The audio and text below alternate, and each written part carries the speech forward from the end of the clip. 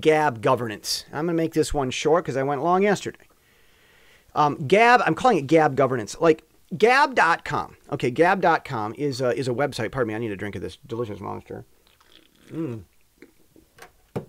Gab.com was an open platform.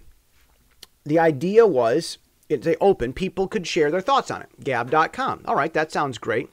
I think BitChute's another, kind of like this, but I'm talking about Gab.com.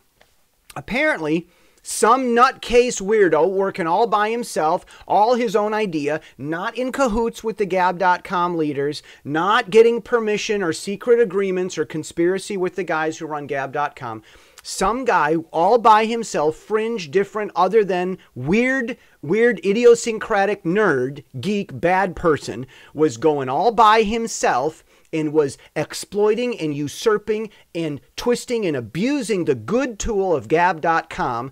Went off, he was anti-Semitic, killed a bunch of people, and GoDaddy, the domain thing, blamed Gab.com. What idiots. Now, you got to stop terrorists while they're talking to the world, right? You know, see, this is a problem.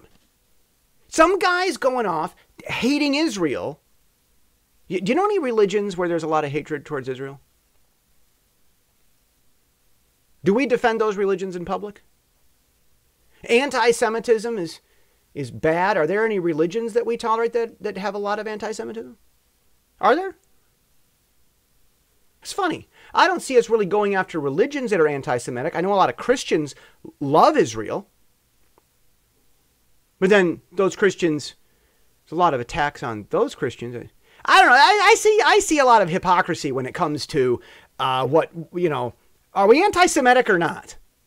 Are people do we love Israel or not? I love Israel. I created the Facebook page, Taiwan for Israel. I said long ago, there's a lot of similarities. Some other guy came along, I think he was from the Taiwan Thinking Foundation, Taiwan's current president's office thing. Michael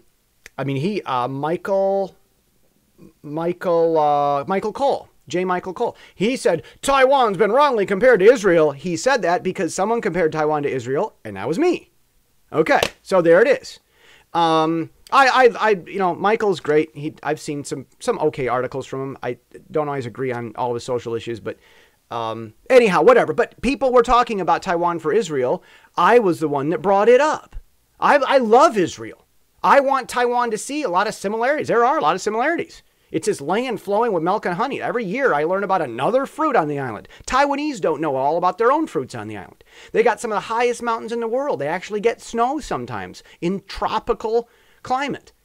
They've got whitewater rapids. They've got beaches. They've got agriculture. They've got cows, not very good ones, but they've got cows. All kinds of stuff in Taiwan. Amazing place, just like Israel.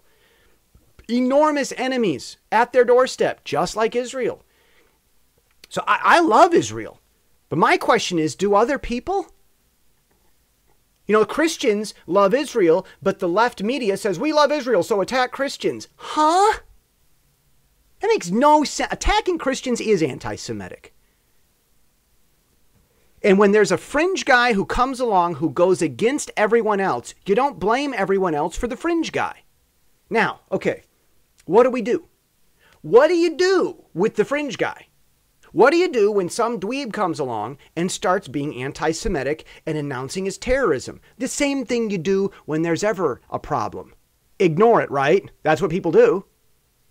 When the guy comes along and he starts warning everybody, hey, I'm worried about this, I don't like this could be a problem, this is going to blow up in our faces, we got to solve this now, people. Hey, look, we're running out of fuel, we got to land this plane, we only got 2 hours of fuel left, and then 2 hours later the airplane runs out of fuel and crashes and people die. See, you've got the guy who comes along in the beginning and nobody listens to his warnings. People don't listen. That's the problem. The problem is not that we need to have censorship and going through all everybody's little posts. The thing is we need to pay attention to what's happening and read the warning signs. The warning sign could be some smart, good person telling us problems are coming. The warning sign could be some bad person saying what bad things he's going to do. Both cases, we don't listen. Well, leave me out of it. My slogan is today's news yesterday. I do listen. More than not, I'm the guy, I'm the good guy saying what's going to happen tomorrow, not what I want to happen. This is our problem. Too often, when someone says, this is going to happen tomorrow, everyone thinks that's what he wants to happen tomorrow. Whoa, whoa, whoa, whoa, whoa. Just because I see the train's going to crash in a mile and a half doesn't mean I want it to. And people can't figure that out. The problem is people don't listen to the warnings. The good guy giving the warnings, the bad guy giving the warnings about what he's going to do. People don't listen. That's the problem. Okay, second problem. Secondary to that, probably more practical. The way conservatives want to handle this is not by making Gab.com more expensive to hire a whole bunch of nanny Nazi staff to nanny through everyone's posts to create some big miraculous Jarvis AI. Okay, borrowing from Avengers, but we don't need some big Vicky iRobot AI, nannying everybody's posts, trying to play God and decide who the good and bad guys are and just deleting stuff. That's not what we need, making Gab.com heavier and more expensive. That's not what we need. What we need is community warnings. When there's someone who starts talking like he's going to threaten himself, you don't blame Gab.com. You blame all the people who saw the post and didn't report it. When there's danger, there needs to be a basic report mechanism. Either Gab.com is nice enough to say, report this for potential criminal intent. Like there needs to be a report button. That's not hard. And if Gab.com doesn't have it, then the people, the users who see the post should call the police and say, I saw something suspicious.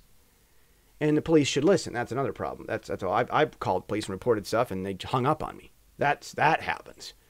So, the issue is we don't need to be nannying everybody. We all need to take responsibility to look after people. And the forums need to be there.